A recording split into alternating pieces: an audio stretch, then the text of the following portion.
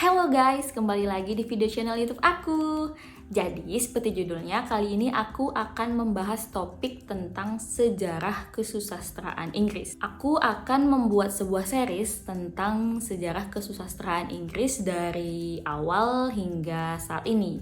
Nah, ini adalah video yang pertama di mana aku akan membahas tentang sastra atau sejarah sastra Inggris yang paling awal, yaitu sejarah sastra Inggris kuno. Tapi sebelum mulai ke sana mungkin di benak kalian ada yang bertanya kenapa sih harus sejarah sastra Inggris atau kenapa sih kita harus belajar sastra seperti itu. Aku akan memberikan kalian dua jawaban tentang pertanyaan semacam ini. Yang pertama adalah jawaban yang ngawur dan jawaban yang mungkin sedikit serius seperti itu. Jawaban yang pertama adalah kenapa tidak? Kita bisa belajar dari manapun dan informasi yang kita terima atau ilmu apapun itu pasti akan berguna nantinya, entah itu sebagai pengetahuan di ruang kerja atau sebagai pengetahuan umum, dan itu oke-oke saja, bukan? Jawaban yang kedua adalah jawaban yang sedikit serius, dimana mungkin jawabannya adalah belajar sastra, yaitu adalah belajar tentang kehidupan. Kenapa tentang kehidupan? Karena dari beragam karya sastra yang muncul di setiap negara atau di setiap benua itu memiliki ciri khasnya masing-masing. Nah, ketika kita belajar sastra Inggris, kita akan mengetahui lebih dalam tentang masyarakat Inggris. Apa yang sedang terjadi atau apa yang sedang dirasakan oleh masyarakat di era tersebut. Yang kedua, dari belajar sastra nih kita bisa menjadi sedikit lebih sensitif.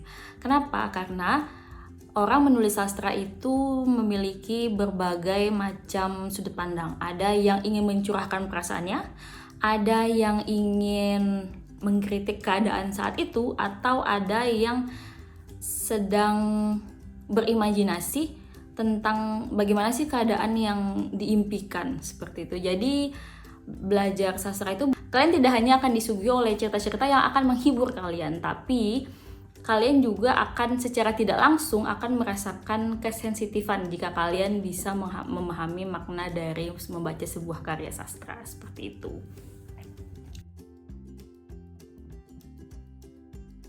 Oke, setelah semua alasan mengapa kita harus belajar sastra ya, kita langsung mulai ke pokok pembahasan kita, yaitu sejarah sastra Inggris atau sejarah kesusastraan Inggris kuno. Inggris pada zaman dahulu itu menggunakan bahasa Inggris kuno atau yang biasa disebut dengan bahasa English Saxon. Bahasa English Saxon ini adalah bahasa yang dituturkan oleh orang-orang English Saxon seperti. Nah, bahasa Inggris Saxon ini akhirnya berkembang menjadi bahasa Inggris modern yang kita gunakan atau yang kita kenal pada saat ini. Tapi sebelum orang English Saxon ini datang ke Kepulauan Inggris, tanah atau Kepulauan Inggris ini pernah dihuni atau pernah disinggahi oleh beberapa bangsa, antara lain yang pertama adalah bangsa Iberia. Bangsa Iberia ini adalah bangsa yang memiliki ciri khas memiliki rambut tebal berwarna hitam. Bangsa Iberia ini juga salah satu bangsa yang memiliki kebudayaan yang cukup kaya, yang dimana beberapa sumber mengatakan bahwa orang-orang Iberia ini secara tidak langsung ataupun secara langsung pernah berhubungan dengan orang-orang dari bangsa Mesopotamia, di mana yang kita ketahui bahwa bangsa Mesopotamia sendiri merupakan bangsa yang sangat tinggi kebudayaannya pada zaman dahulu. Beberapa peninggalan dari peradaban bangsa Iberia ini antara lain Maiden Castle, di mana Maiden Castle ini adalah sebuah benteng atau tempat berlindung seperti itu. Yang kedua adalah Stonehenge, di mana merupakan tempat yang diperkirakan sebagai tempat berdoa ataupun tempat pemujaan. Bangsa yang kedua yang pernah mendiami Kepulauan Inggris adalah bangsa Celt, di mana bangsa Celt ini datang ke Kepulauan Inggris sekitar abad ke-7 hingga ke-3 sebelum Masehi. Bangsa Celt ini adalah bangsa yang pengembara, di mana mereka berasal dari Jerman Barat Laut dan Belanda hingga menyebar ke seluruh penjuru Eropa. Orang-orang Celt hidup dengan cara berburu, beternak, ataupun dengan mencari ikan. Orang Celt ini tinggal di perkampungan-perkampungan kecil yang disebut dengan tref, di mana di dalam satu tref itu didiami oleh beberapa keluarga. Orang-orang dari bangsa Celt ini menganut ajaran paganisme, di mana paganisme ini adalah ajaran agama yang percaya bahwa terdapat roh-roh yang mendiami hutan, pohon, batu-batu besar seperti itu. Setelah bangsa Celt, bangsa ketiga yang mendiami atau yang mendatangi kepulauan Inggris adalah dari bangsa Romawi. Bangsa Romawi ini datang ke tanah Inggris pada abad ke-50 Masehi. Orang-orang Romawi yang datang ke tanah Inggris menjadikan Inggris sebagai provinsi kekaisaran bangsa Romawi pada saat itu.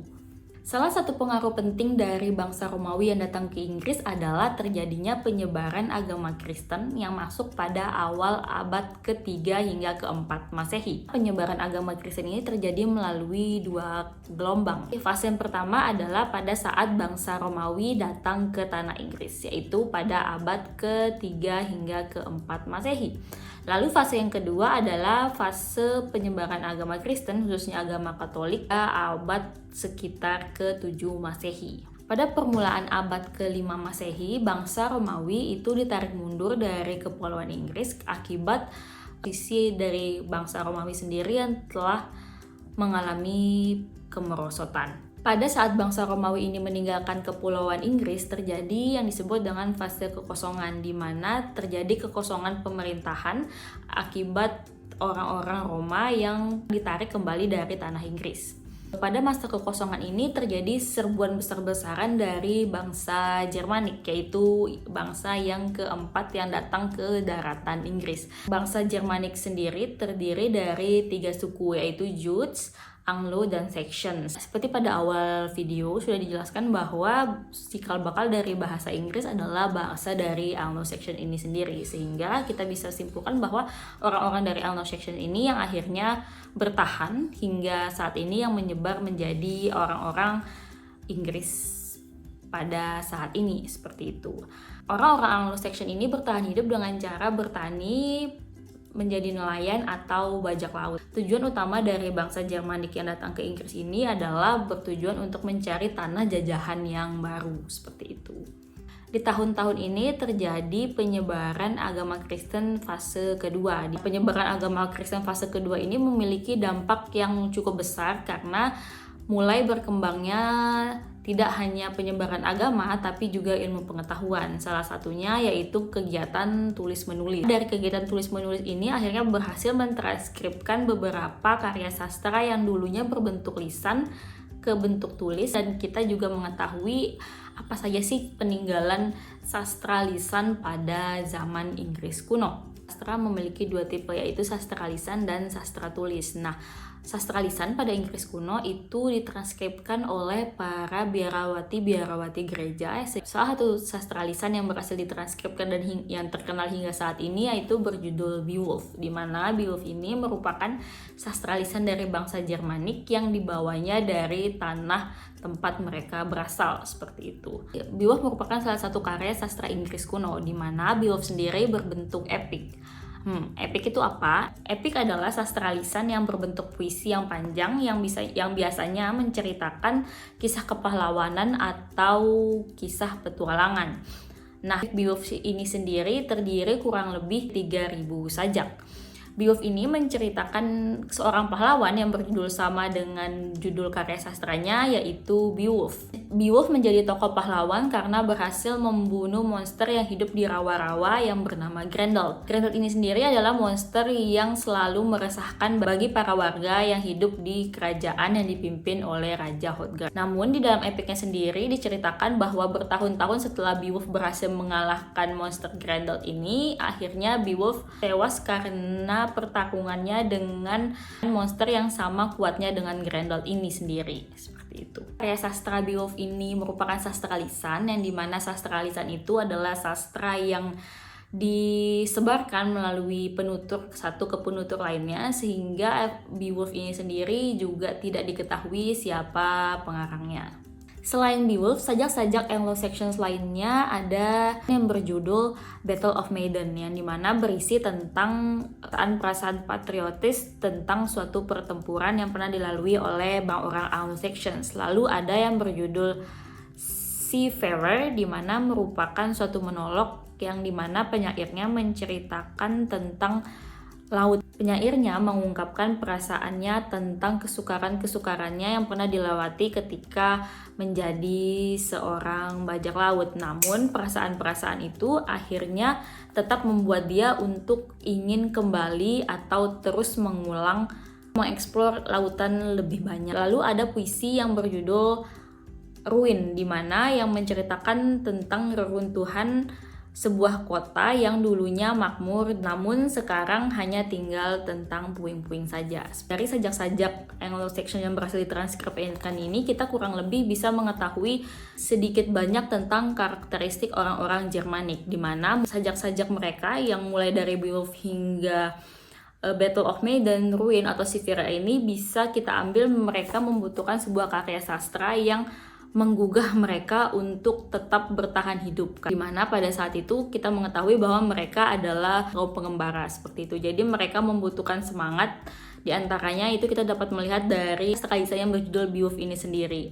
Nah, dari puisi-puisi yang lain juga kita dapat melihat bahwa kurang lebih isinya sama dengan Beowulf, di mana karya sastranya berusaha untuk menggugah perasaan orang-orang Jermanik ini untuk mampu kuat, tangguh, karena hidup pada zaman itu juga tidak mudah. Setelah sastra lisan atau puisi yang tadi berhasil ditranskrip, terdapat karya sastra berbentuk prosa di zaman Inggris kuno.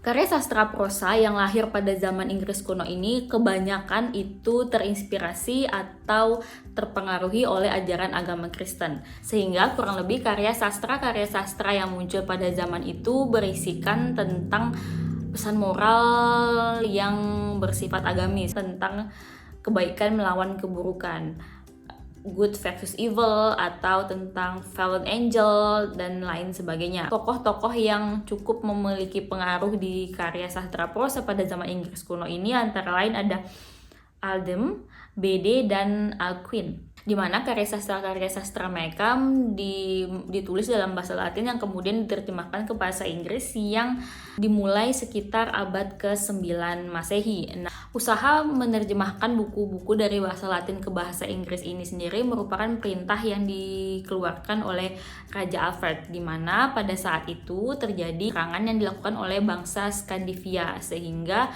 banyak sekali buku-buku yang dijadikan sebagai sumber ilmu pengetahuan oleh bangsa Inggris pada saat itu musnah, sehingga Raja Alfred yang memerintah Inggris pada saat itu ingin mengembalikan posisi Inggris atau kebudayaan Inggris kembali ke zaman kejayaannya. Raja Alfred sendiri juga ikut melakukan proses penerjemahan ini, di mana pada saat itu diketahui usia Raja Alfred sendiri sudah cukup tua, namun dia tetap berusaha melakukan yang terbaik untuk bangsanya, seperti itu. Salah satu buku yang diterjemahkan oleh Raja Alfred sendiri berjudul Pastoral Care, di mana merupakan buku karangan Paus Gregorius. Buku ini merupakan pedoman bagi para rohaniawan. Buku yang kedua berjudul Ecclesiastical History of England People yang dikarang oleh Bede. Buku ini adalah buku pengetahuan agar masyarakat Inggris bisa mempelajari sejarah awal dari bangsa mereka. Raja Alfred juga menyuruh mencatat kejadian-kejadian penting yang terjadi seiring berjalannya waktu, dan kegiatan pencatatan sejarah ini diteruskan hingga 2 abad setelahnya. Kemudian buku yang ketiga juga ada yang berjudul Anglo-Saxon Chronicle, di mana buku ini berisi tentang catatan atau dokumen sejarah berharga bangsa Inggris pada saat itu. Fun fact dari kegiatan penerjemahan bahasa Latin ke bahasa Inggris ini terjadi sekitar abad ke-9, di mana pada abad ke-9 sebangsa-bangsa lainnya pun belum sampai ke tahap proses kegiatan tulis-menulis seperti itu. Sehingga kita bisa mengatakan bahwa Raja Alfred itu merupakan tokoh sebagai peletak batu pertama dari prosa sastra Inggris, seperti itu. Oke, sekarang kita sampai ke kesimpulan. Apa yang kita dapat dari penjelasan tentang sejarah kesusastraan Inggris kuno atau kesusastraan Inggris yang pertama? Kesimpulan yang pertama yang kita ketahui bahwa bangsa Inggris didatangi oleh berbagai macam bangsa.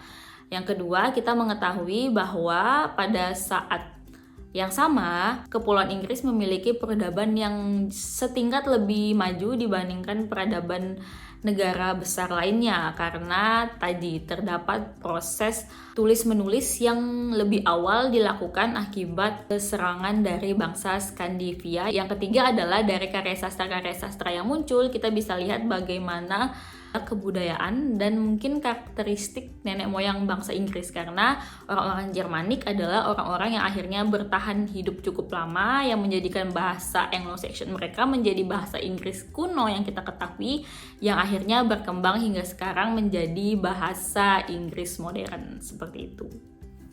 Oke guys, sekarang kita sampai di bagian penutup dari video ini. Jangan lupa like dan subscribe jika video ini bermanfaat ya. Sekian, ketemu lagi di video selanjutnya. Bye!